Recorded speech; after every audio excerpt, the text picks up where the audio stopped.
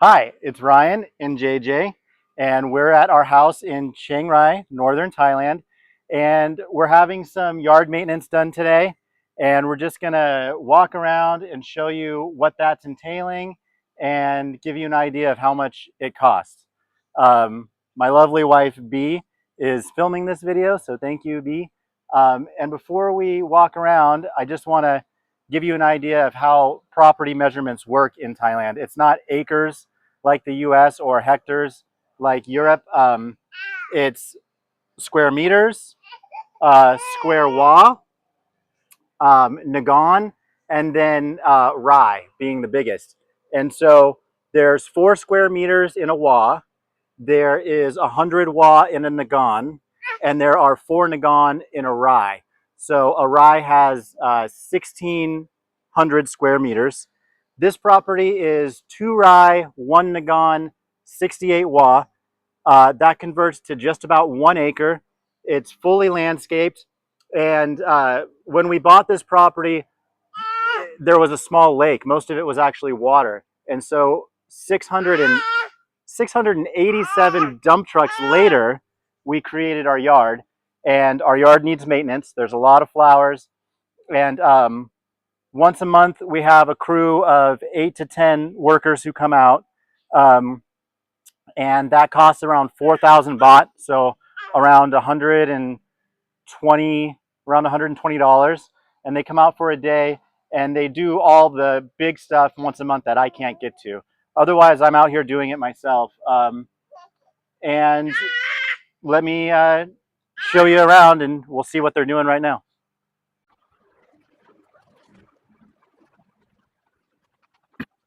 So they've been maintaining all these flower beds and trimming all these hedges you can see behind you. You can see up here, they've been trimming all these round bushes and maintaining all these flower beds, taking all the dead leaves out and whatnot. That's our little doggy. He's usually running free. He's a boxer. He's usually running free, but he's in his kennel right now because he gets too excited when there's so many people, and he's still a puppy. Sabai, Sabai. Sabai is actually the word for easy life and relaxed in Thai, but sometimes Sabai, the dog, is a little opposite of that. Um, so the big project we're doing right now is we're going to aerate this entire lawn, which is almost a half acre of lawn. In Thailand, there's a lot of clay soil, and so over time the lawn can get compacted after the rainy season. And so right now, let me show you. We have this large lotus pond that's dammed. It's dammed back. It's dammed back here, and we still have a little bit of water on the other side of the dam that we're pumping into this pond to keep it full. And then let me show you over here.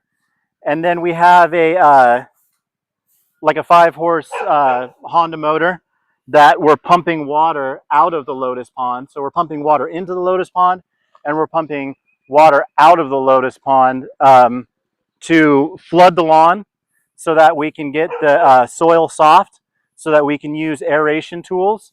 And then we will, tomorrow, we will aerate everything around 100 to 150 3-inch deep, 3/4-inch diameter holes, 100 to 150 holes per square meter. And then we will fill those holes with a combination of coarse sand, rice husk, black humus, and gypsum. And the gypsum will actually penetrate the clay and break it up.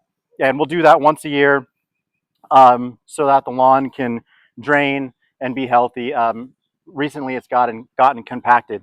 So right now, we have one guy on the crew is kind of spreading this water out. You can see we have a 4-inch water line coming from that Honda pump, and that's putting a lot of water on top of the grass that will soak into the dirt and soften it up so we can aerate it tomorrow.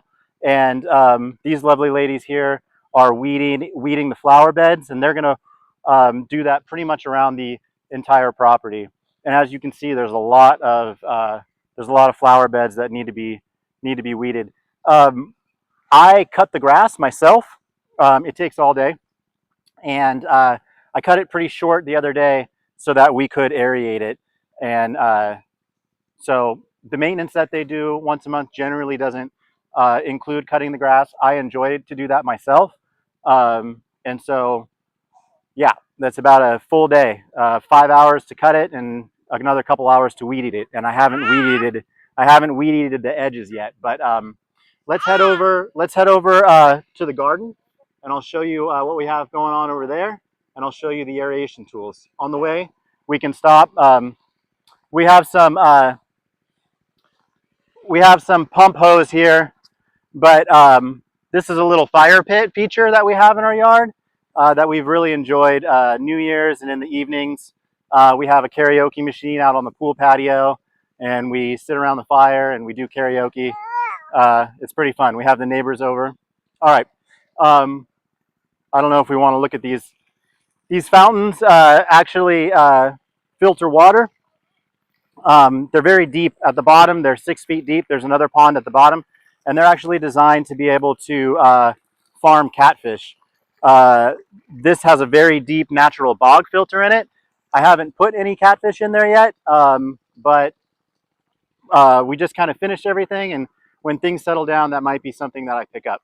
Okay, our storage shed with our tools, our little chess table we like to play chess at in the morning. But this video is about yard maintenance, so let's go over to the garden. Okay, so what we're standing on over here used to be all water. And like I said, we had 687 dump trucks fill this in. These flower beds over here, everything was added. If you want to take a look at the flower beds over there, B. And our first 2 garden beds over there, they're about 5 feet by 30 feet long, and those are all strawberries right now, which are doing great. The strawberries over here. Okay. So today we're kind of transitioning. We planted our first set of vegetables in December, and it is now mid-February, and they did amazing. Here we had bok choy. Here we had bok choy and lettuce. We had lettuce here. In this one we had corn, cabbage, and cilantro. There's a little bit of cabbage left and a little bit a papaya tree. Here we had tomatoes, and the tomatoes are still going.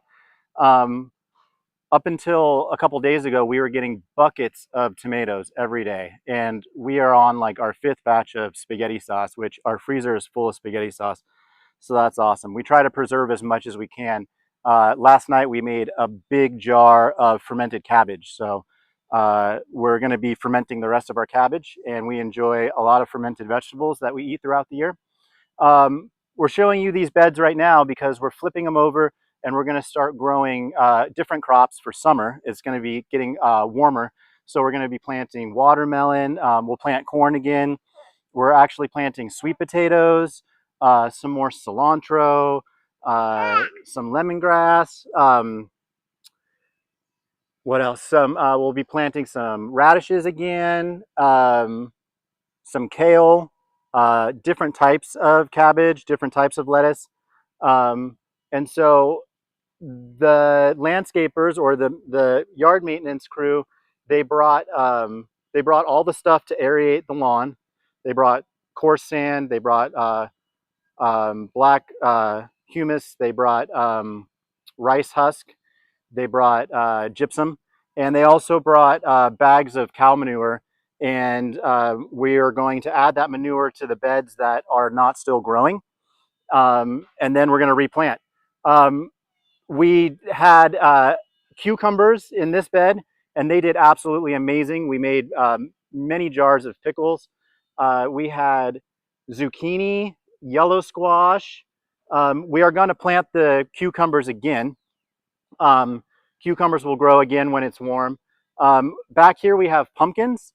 Pumpkins are pretty popular in Thai cuisine, and I've learned to love them. B makes delicious soup with them, and they're really nice. They kind of cut the spicy food if you have them alongside and kind of settle your stomach. So we'll probably plant more pumpkins. Over here, this bed we're keeping for now because our peppers are coming in. We're having bell peppers, hot peppers, ghost peppers, Thai chilies, and we have some purple cabbage that's still going in this bed and in that far bed. And then this one here is asparagus. We got these asparagus plants at a local nursery, and I think they were 20 cents a piece, but they were already established. And asparagus can take 2 or 3 years, and this asparagus is already starting to fruit. So we're going to be harvesting that soon too. So the crew today, like I said, around 4,000 baht, $120, and then I will have them here again tomorrow to aerate the lawn. But the aeration of the lawn and the fertilization and tilling of the garden only happens, the aeration once a year and the tilling of the garden just in between crops every 3 or 4 months. Something I love about living here is we have an amazing community, and one of our friends that's like family at this point is a welder, and he's Thai, and pretty much anything that I've needed fabricated, he can make. We happy? And so you can see these aeration tools. I originally bought this one, which is actually falling apart, on Shopee, and I spent I think 40 bucks on this, and as you can see, it was bending and falling apart after only 10 minutes of use. And so I asked our friend, Uncle, we call him Uncle, if he could make me one. And he made us these. He made 3 of these. He made them in a half a day. And I think all 3 of these cost us under $40. So this is like a solid steel tool that's going to last forever. And we are just so fortunate to have friends like that in our community, because it's so handy to have things fabricated. He actually built this tool shed over here. It's 14 feet by 12 feet. It holds all our garden tools, our mower, our weed eater, and it's a solid concrete structure with a steel roof frame and concrete roof. It was really affordable, and he built it in a couple weeks, and it matches our house. It's amazing. So that's about it for right now. So to accomplish everything I just said over the next 2 days, it's going to be around $240, which is amazing. And honestly, I don't think that that's enough. So I like to tip the workers pretty generously. I like to bring them ice cream. There's a ice yeah, every day. There's an ice cream truck that comes by most days. I don't think he's coming by today because it's been overcast and a little rainy the last couple of days, which is actually nice to work, and nice to be able to go outside with JJ, because otherwise we'd be carrying an umbrella. But since it's overcast, I don't think the ice cream guy is coming around. But I think the workers deserve more than what they charge, so I tip them, I give them ice cream, and then I let them pick usually whatever they want out of the garden. And today, there was still a lot of residual stuff that wasn't worth keeping the bed occupied. So we pulled it out to till fertilizer and restart the beds. But I gave that all to the worker crew, and they really enjoy that. So I guess maybe let's just walk over here and see our herb garden, and that'll be it.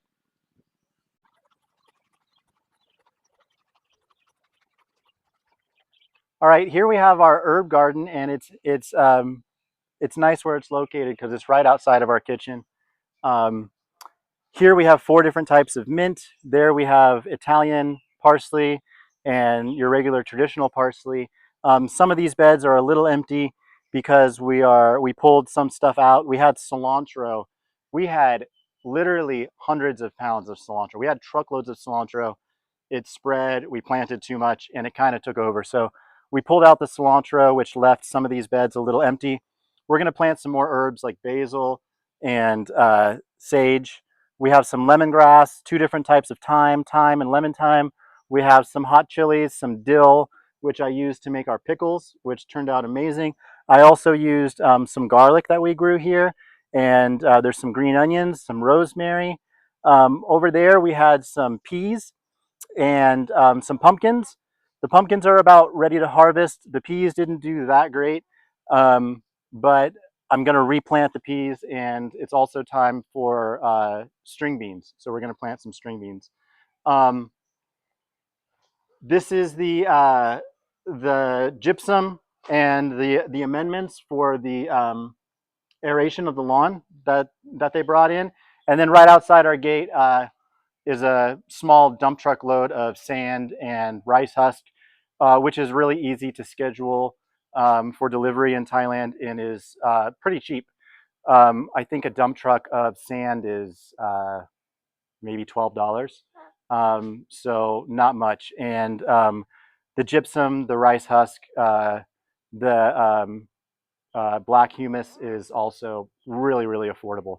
So we're going to be getting everything here done. The monthly yard maintenance to do all the big stuff around $120, and the whole aeration and turning over of the garden another $120, maybe 150, 160 with the amendments. So that's what we got going on today. Inside the kitchen, we have a lot of beets and a lot of lettuce that we picked in the garden before they turned it over. Yesterday, we harvested some beautiful cabbages, and tomorrow, I'm probably going to pick the rest of the tomatoes and do one more batch of tomato sauce. So, thank you for watching. And if you have any more questions about what it takes to maintain a yard or a garden in Thailand, please let me know. And if you have any questions about what it took to, this herb garden was all water, and where the strawberries are is all water. So if you have any questions about what it takes to actually create land in Thailand, I'm happy to answer any of that. And I can just say that I love, that's a worker's phone, I think. I love the weather here and how well everything grows. I was living in Lake Tahoe, which is like a ski resort town, and I struggled to grow anything. And so now our garden is just so abundant and our lawn is so beautiful. Um, it really is a whole nother dimension of life and living here. Um, Check out this tree that just flowered yesterday up there.